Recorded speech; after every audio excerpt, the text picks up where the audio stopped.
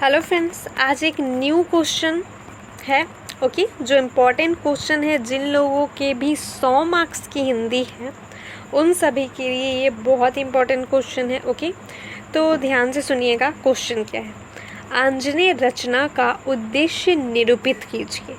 तो आंजनेय जो है वो फर्स्ट वीडियो में हमने पढ़ा था कि आंजनेय क्या है। तो आंजनेय एक महाकाव्यात्मक निबंध है जो किशोर जी द्वारा, डॉक्टर किशोर जी द्वारा लिखी गई है। इसी का क्वेश्चन है नेक्स्ट 3 नंबर। ओके, आंजनेय रचना का उद्देश्य निरूपित कीजिए। तो इसका उत्तर है, जब किसी महान कृति की रचना होती है तो अनायास लोगों का ध्यान उस तरफ आकृष्ट हो जाता है। ऐसे तो एक ही कवि अपनी रचनाओं में कई बातें दोहराता है। शिल्प और भाव को एक साथ लेकर चलने की प्रवृत्ति भले ही उसकी नहीं हो, किंतु एक ही सत्य है कि कोई महान कलाकार अपने जीवन में सिर्फ एक बार ही महान कलाकृति गढ़ पाता है।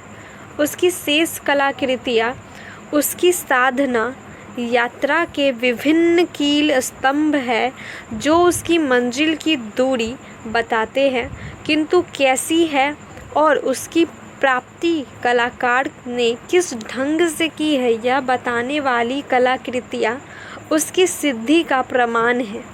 अतः स्वाभाविक है कि वह किसी न किसी महत् उद्देश्य से प्रेरित होकर ही अपनी मंजिल तक पहुँचने का दुस्साध्य प्रयत्न करता है। आगे की लाइन है, आंजनेय की रचना के पीछे महाकवि किशोर का उद्देश्य इसी तरह दुस्साध्य रहा है। किशोर जी की साधना और आराधना दोनों के समवेत रूप का प्रतिफल इस काव्य में दिख पड़ता है।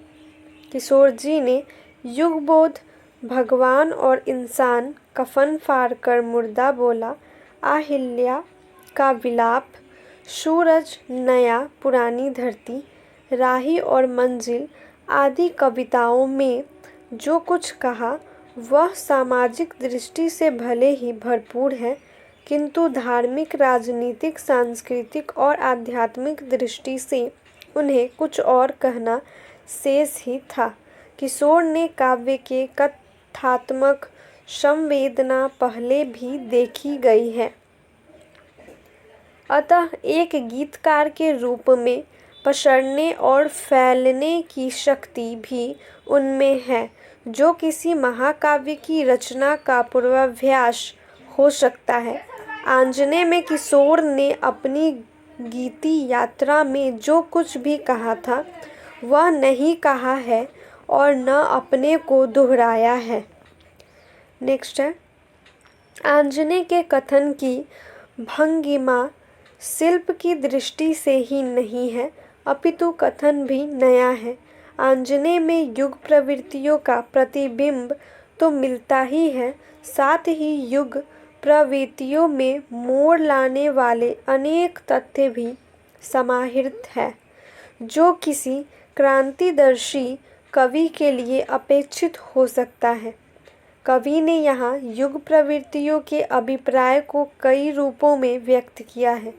डॉक्टर राम प्रवेश सिंह ने बहुमुखी आयाम का महाकाव्य आंजनेय में उसे यूँ दर्शाया है, व्यक्ति और समाज, शासक और शासित, व्यक्ति और उसकी क्षमता, चिंतन और क्रियान्विति को बड़े ही मार्मिक ढंग से व्यक्त किया है। कवि ने युग प्रवृत्तियों का अभिप्राय राष्ट्रीयता, युग प्रभाव, जनजीवन को आंदोलित करने वाली घटनाओं द्वारा व्यक्त किया है। इसमें तर्क वितर्कता तो है ही, समस्या और समाधान भी है। निश्चय ही आंजनेय की रचना का परम उद्देश्य मानव चेतना का परिष्कार,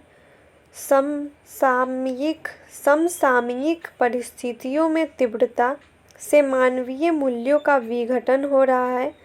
मूल्यों के विघटन में आत्मस्वार्थ और तामसिक प्रवृत्तियों का जबरदस्त हाथ है। घोर भौतिकवादी होने के कारण आज का मानव अपना पराया सब कुछ भूलता जा रहा है।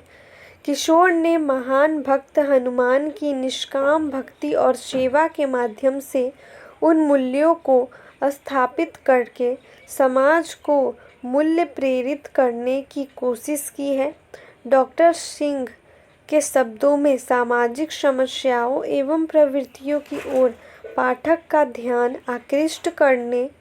आकृष्ट करके कवि ने विभेद, वर्ग संघर्ष, शासनादेश घोषणा, अहिंसावादिता, भौतिक नियमों की हुंकार, युद्ध, रक्त, अग्नि की वर्षा, भय की पूजा, विवश होकर काम करने की प्रवृत्ति, वाणी की स्वतंत्रता, नियम की भ्रष्टता, नियम स्रष्टाओं द्वारा आतंक, अंधकार में दौड़, विनाश का मुख्य हमेशा खुला होना, सत्य का विरोध, सत्य को छिपाने वाले चाटुकारों की राजसत्ता में पूछ, दलित, दरिद्र, कलह, असफलता मूलक, अश्रु तर्पण, दंभ, संतान और मृत्यु आदि में नया प्रकाश ढूंढ निकाला है।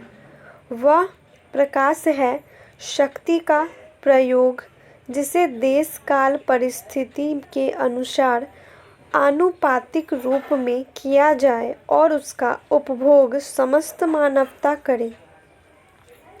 कवि ने मानवीय चेतना में ऐसे मूल्यों की आवश्यकता बताई है जो स्वर्ग की इच्छा न रखकर इस लोक को ही श्री संपन्न रखने का प्रयत्न कर सके। उसे मुक्ति नहीं अपितु मानवता के प्रति असीम भक्ति की आवश्यकता महसूस होती है। राम नाम के जाप के बल पर स्वर्ग की चिंता छोड़कर इस भूतल को ही स्वर्ग बनाने की चेष्टा करें।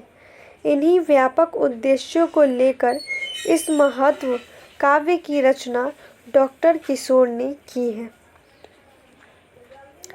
तो अब हम इस पूरे चैप्टर को पढ़ चुके हैं और आप लोगों को समझ आ गया होगा कि आंजनेय रचना का उद्देश्य आखिर क्या था। ओके, तो मिलते हैं नेक्स्ट वीडियो में। आप मेरे चैनल को लाइक, शेयर एंड सब्सक्राइब करना ना भूलें।